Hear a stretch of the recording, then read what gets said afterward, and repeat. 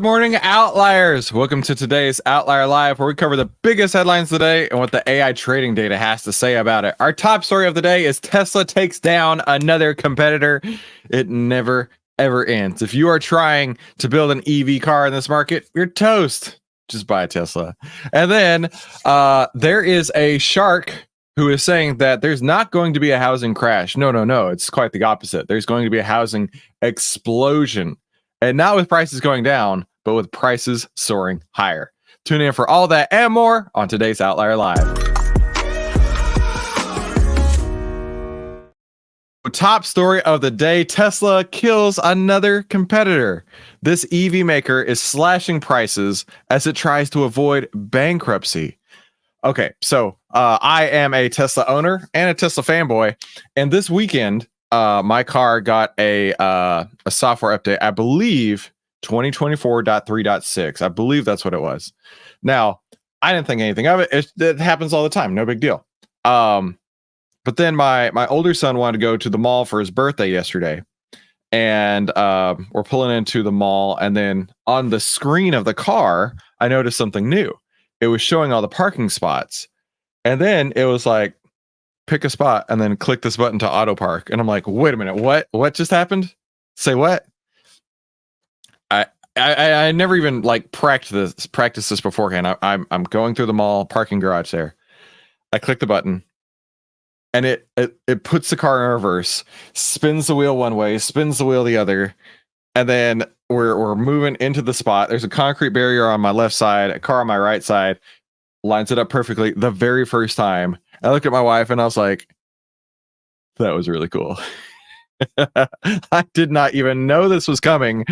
And my car just parked itself. So afterwards, once we were done with the mall, I'm like, we gotta play with this.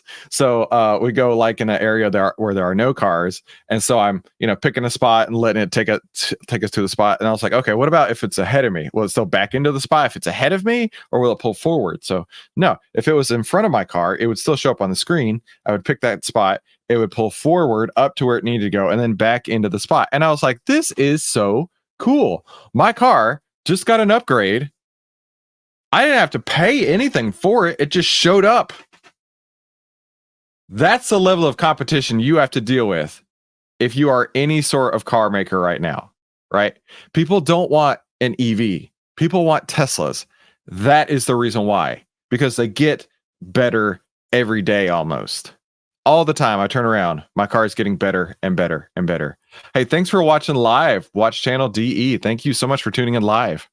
So Fisker cuts price on the 2023 model year Ocean electric SUV that will take effect on Friday. So it's cutting the price on last year's model, which is not good if they still have inventories of last year's model. California-based electric vehicle startup Fisker slashed prices on some of its vehicles as it fights to avoid bankruptcy after a potential deal with another automaker has fallen through. The manufacturers suggest a retail price of the 2023 Ocean electric SUV in the U.S. Fell by tens of thousands of dollars. I was hoping for the actual price. Fisker lowered the MSRP for the 2023. Listen, this is last year's model. Who cares? 2023 Ocean Extreme from $61,000 to $37,000.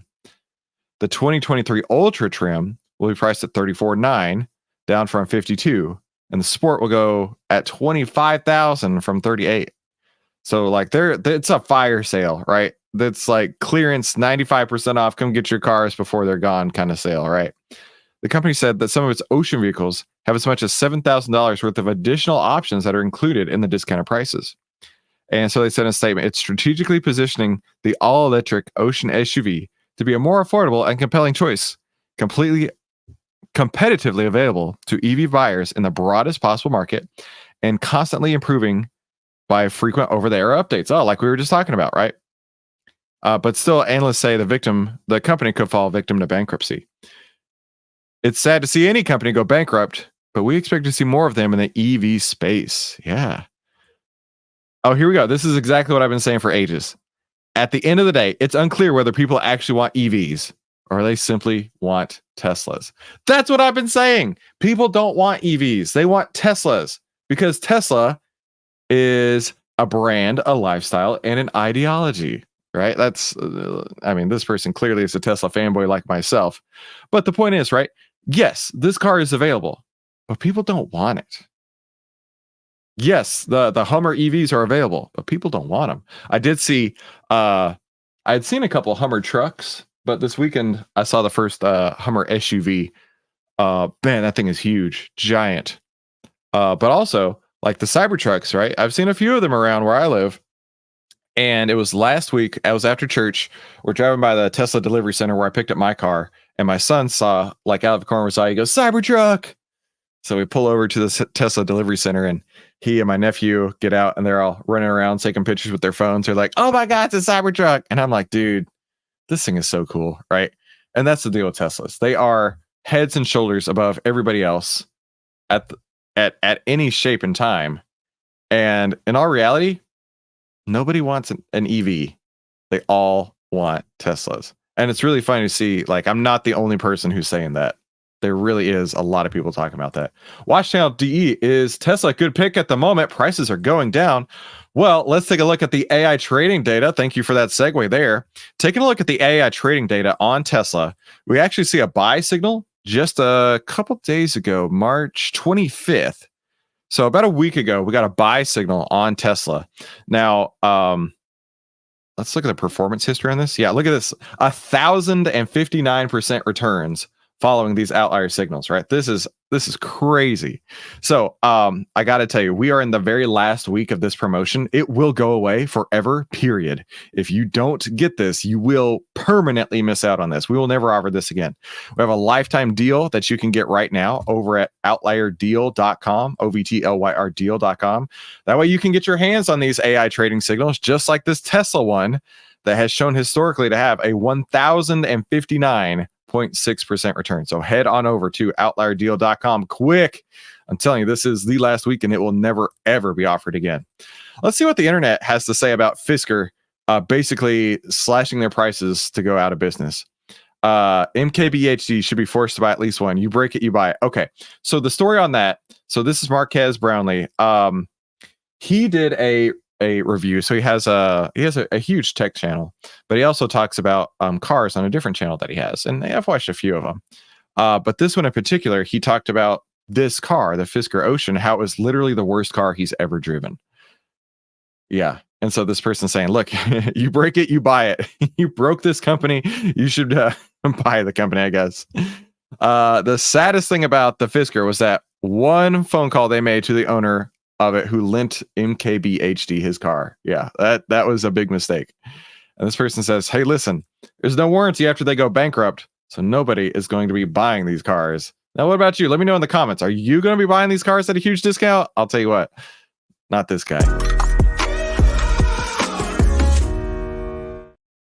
So, I don't know about you, but a lot of people have been calling for a housing price collapse for ages. Like months and months, years and years. You know, there's always people out there who are calling for the collapse of one thing or another.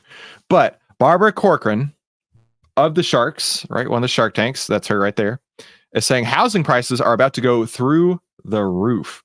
Now, if you are already in a home, like that dream of home ownership may have evaporated.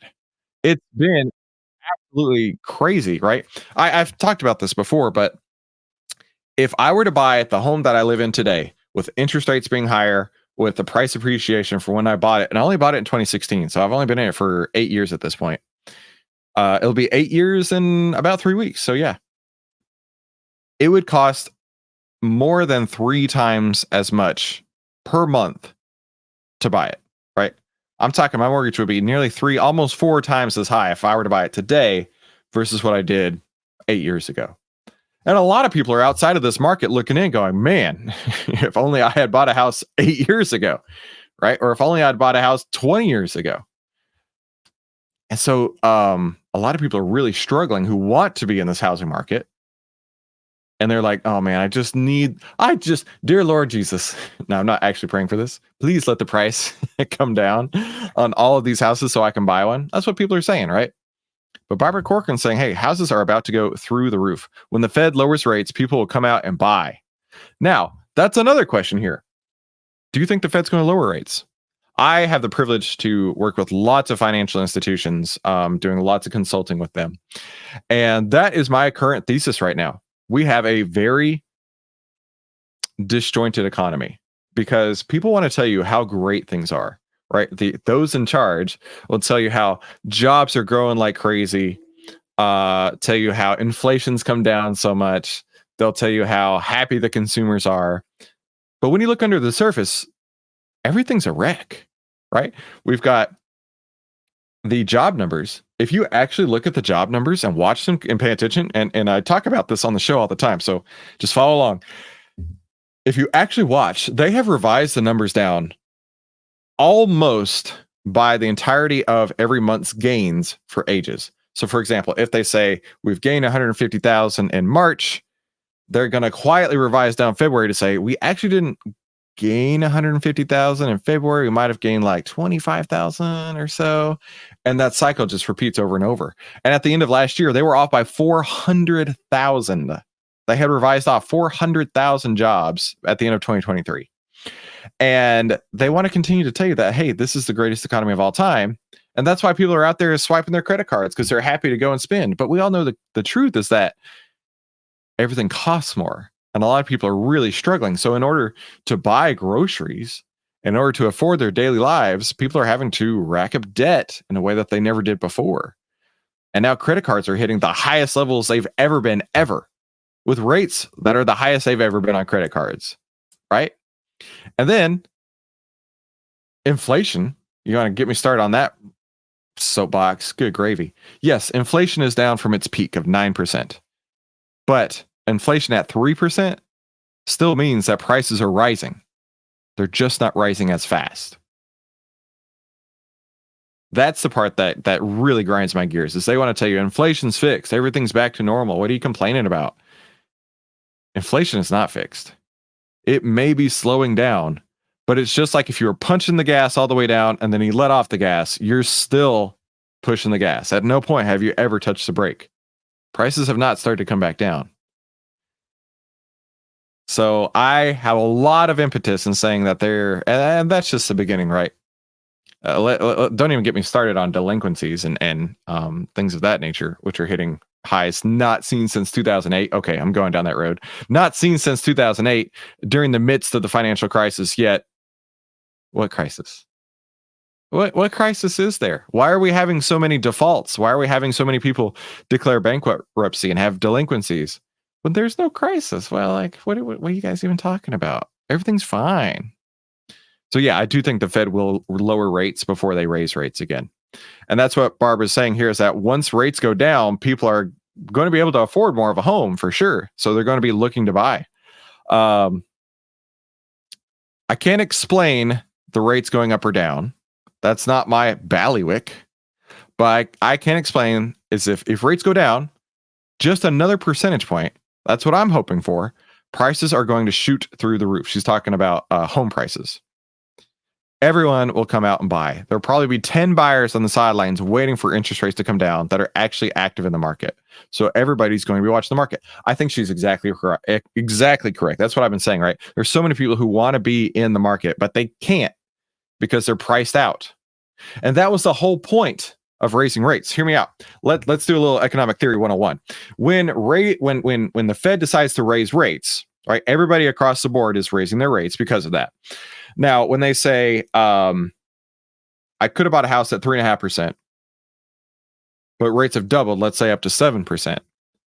Now, the only way that I can afford the home for the payment that I want to pay is if the seller lowers their price, right? If I can't change the financing aspect, the only way I can get it for the price that I need is if the seller lowers its price. That was how they offset and try and combat inflation. Right, is by raising rates, it causes goods to have to be priced lower in order to overcome that. Now, a lot of companies figured out shrinkflation, bruh. Shrinkflation. I'm going to give you 80% of the candy bar you used to have. I'm going to give you 70% of the bag of chips you used to have, but I'm still going to charge you the same. So we don't actually have to lower the price. We can actually make more profits this way, right? We've all seen that. But that's the whole point behind raising rates is it should push prices down in order to find buyers. The Fed, though, has left interest rates unchanged for the 5th straight time in its latest meeting, clarifying their plans to cut rates may be pushed out further, but remain committed to 3 rate hikes this year, which is crazy to think about. The decision, which was widely expected, keeps the Federal Reserve between 5.25, 5.5, which is a 22-year high. Keeps rates for mortgages and credit cards at elevated levels. If you wait for interest rates to come down by another point, I don't think you'll gain. I think you'll wind up paying more. I don't know. I think she's definitely onto something here, but I don't know if it's going to cause the price of homes to go up, because if the Fed's lowering rates, you know what that means? The economy's in real trouble. Real trouble. The only way the Fed is going to cut rates like we had seen is a big event, right? Like COVID, like the 2008 financial issues that happened there. The only way that we're going to see rates cut back down to like we had been accustomed to for a decade at this point is if a huge major financial issue happens. And if that happens, people are not going to be stoked to pay your price for your house. They're going to demand lower prices on that house. And you in that house may be saying, I got to unload this as fast as possible. I have my own financial issues to deal with. So you're going to be cutting the house in price. So while I see her point, I'm also looking big picture saying, if we're cutting rates like that, we got a lot more problems. And I don't think that is going to cause housing prices to explode. But I could be wrong. Let me know in the comments where I'm wrong. Let's take a look at a home builder, D.R. Horton, right? D.R. Horton. Let's take a look at its AI trading data. And we can see here on, let's see, March 26th. So about a week ago, we actually got a buy signal on D.R. Horton. And following these signals, right? We've got these signals going back for years. Following these signals, you would have seen a 129.18% return on DR Horton. So these are crazy, crazy good signals here that you definitely want to get your hands on. Like I've been saying, we are in the last week of this deal. Do go and get this lifetime deal while it's available. You got about 1 week left for a 99-ish% discount when you consider that's a lifetime license. So go get it while you can. Now let's take a look at what the internet's saying about this, right? I'm very curious. I don't know if people are going to agree or disagree. This person's like, okay. Who cares about housing prices or interest rates? Just be a squatter. The fastest growing trend in the housing market. Woo, that whole squatter issue is something else, isn't it? This person says they already have. They've doubled where I live in the last 3 years. Yeah, and what they're saying is it's going to go even higher. Not if we stop buying. Yep, depends on why rates are cut. See, that's what I'm saying, right? If we've got some bigger issues going on in the economy, that's going to matter a lot more than just cutting rates, right? If we got bigger issues in the economy, which are cutting the rates, which are causing the rates to be cut, I should say. I'm not sure if housing prices are going up, but let me know in the comments what you think. And do check out one of these 2 videos. YouTube is recommending those to you right now because it thinks, hey, you're going to love those 2. So click on one of those, and thank you so much for watching today's Outlier Live. See you in the next episode.